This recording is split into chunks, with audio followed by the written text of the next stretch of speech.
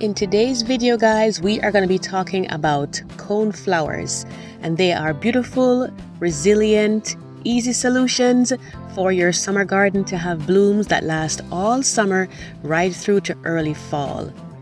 And we're going to take a look at 3 ways that you can plant them depending on the season you want to do so, or how quickly you want to get results to have them give you a nice show in your garden. If you've never been here before, my name is Marlene. Welcome to Marlene's How-Tos, my home and garden channel.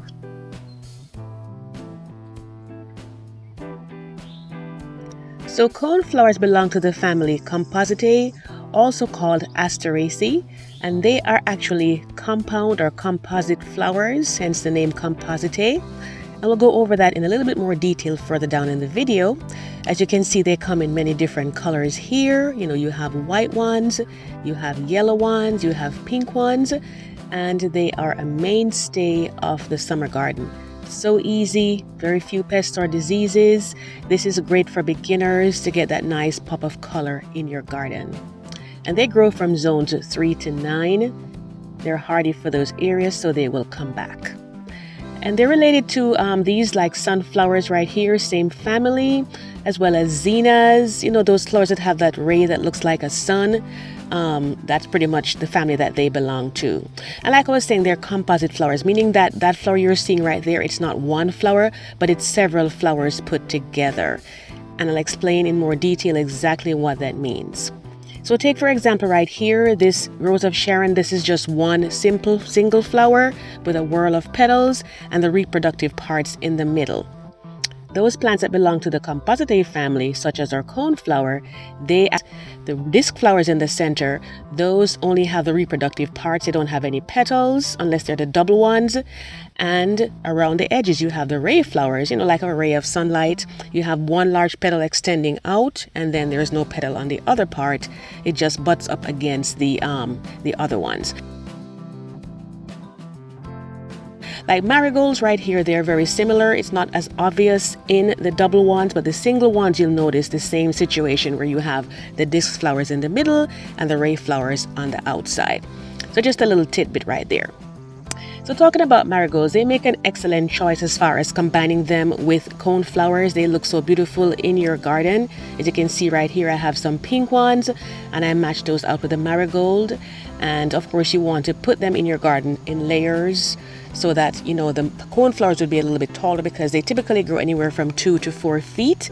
So those will want to go towards the back if you're having lower flowers like your marigolds right here, or even the petunias on the left. And just look at the color combination, guys. So you can mix and match them any way that you want to get the best appearance for your garden. And I just absolutely love them. And just look at that. When they just start coming out, they're kind of flat on the top a little bit, but as they mature, you'll notice that, the disc flowers in the center, they become a little bit higher. And if you like badminton, it's kind of like, the shuttlecock that you use to play that game. It looks a lot like that as it gets older. And of course, pollinators love them, especially in the summertime. You can see them going all around on them. You can see this bee right here. And we want pollinators in our garden because they help to have fertilization speed up, on our fruits and our veggies. And we definitely want that so we can have nice fruits and veggies coming out. We have small butterflies and larger ones that come by as well too. They're great for like little pathways, and like I said, you can put them in, layer them with other plants, one higher than the other, so you have that nice 3-dimensional look in your garden. So it looks absolutely, absolutely beautiful.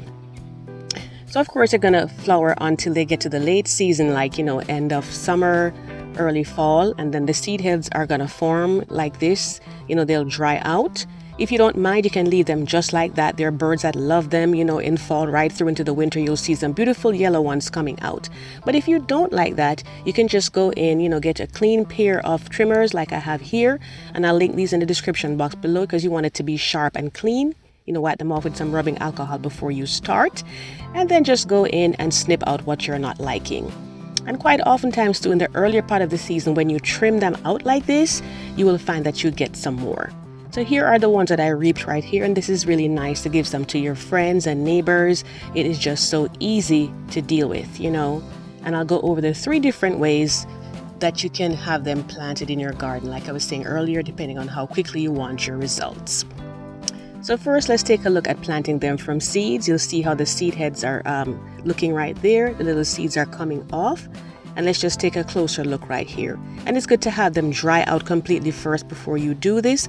Of course, you can buy packets of seeds from your garden center or even the dollar store. Sometimes you'll see them popping up there. And you basically just rub them gently and they'll come right off. Very, very easy. But again, if it's dry, they come off a lot faster.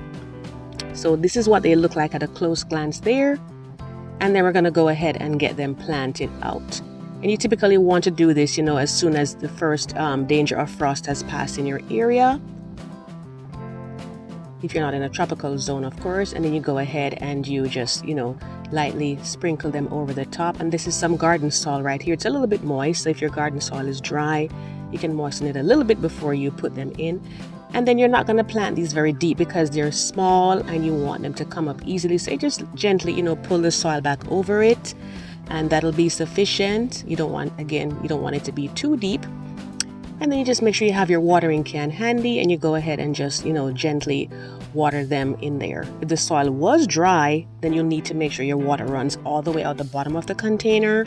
So that way you know that everything has gotten a good soak. In this case, this was moist. I didn't have to do that. So always bear that in mind. When they get to be about 2 inches high, you'll want to go in and thin them out. You just pinch the leaves, the baby leaves off a few of them and leave the others that you want in there. You can transplant them out once they get a little bigger or keep them in your container. We're going to look at planting from seedlings next. So this was one here that I took up from one spot in the garden. And that's a good thing with these two. They're not very invasive, so they don't spread a whole lot. But every now and then you'll have a little plant that pops up. So you just make sure you take it out with enough surrounding soil. Or if you're buying it from, like your garden center in that state, the same rule applies. You want to hold the soil together so the roots are kind of protected and they don't dry out. And then you go ahead and you plant them in the soil. And you always want to make sure that, you're having some reasonably good garden soil. They like to have soil that's well drained. So you don't want to put like in heavy clay and not mix in a little bit of, compost or maybe just some garden soil in to lighten it out a little bit. That's my healthy looking one coming up there. Next, we look at planting them from dry roots. And this one's a little bit more patient. It's just like when you do them from seeds, it's going to take a little bit longer for you to get the results. When you plant them there, you plant them maybe like about 2 inches or so down in the soil. But these will give you flowers not that year, but the following year. So if you wanted to wait a little bit longer, then you can go this way or buy the seedlings. And then over time, you'll get your wonderful flowers coming up. And you'll be all good to go. And these, they'll be there year after year. They'll dry down in the winter if you have frost in your area. And then they come right back up for you. So it's just a wonderful thing about these. They're so resilient, so very easy. Now, if you're wanting to have your flowers really quickly and it's the fall season that you're going to be planting them, you want to get the larger ones that are fully established, like the ones that you're seeing here, because these will give you results right away. And these are usually available, I would say, about September, early October. And you can plant them and enjoy them at that point in time in a similar way like I explained with the seedling before. And, they'll dry down. And then in the spring, these will definitely bloom for you at that time. And so if you've never subscribed to my channel before, I do lots of gardening. I talk about flowers, sometimes fruits and veggies in the garden, and I do arrange flowers from time to time. So be sure to hit the subscribe button and tap on the notification bell twice so that you will never miss an upload. And you can always watch, videos that have passed already that way too. Now, even though they're resilient, sometimes they will get pests and diseases.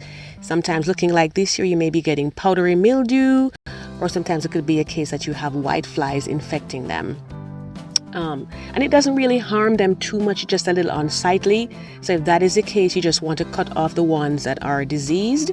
And then you just go in and get some insecticidal soap and just spray them along with it like I'm doing for my salvia right here. And these are available online. You can have the ones that are eco-friendly. Those are available to you if you prefer that too. Or you can just pick them up at any garden center, any of the other ones that they may have there. Some people even make their own. Now, sometimes you may see it looking a little unsightly with this looking right here where you see like little florets coming up and they have that green color. That quite often is caused by either mites, that they have mites in there, or it could be yellow aster disease. And in which case, again, it doesn't really harm the flowers per se. I've actually even used it like that as a dried floral arrangement once it dried out. But if you don't like it, go in and cut them out. And just be careful you don't have too many weeds around them, because it tends to harbor things like that. But other than that, you'll be good to go. You can, enjoy them as much as you like. And, again, they will die down in the fall for you, once they have given you a beautiful show. And the seed heads, they bring beautiful birds. There's a lovely yellow bird, I can't remember the name right now, but they love them, and they come in, in the fall and in the winter, and sometimes early spring too, and they just bring you so much delight. So I can't tell you enough about these plants. They're just wonderful. They're great to try for your home. They're very, very easy. So again, if you're a beginner gardener, highly recommend that you try one of these. And if you have any questions about, the coneflowers or any of my other videos that I have, be sure to drop them down in the comments. I'll be happy to answer them for you. I thank you so much for watching today. I wish you happy gardening, and I do hope to see you in the next video. Take care.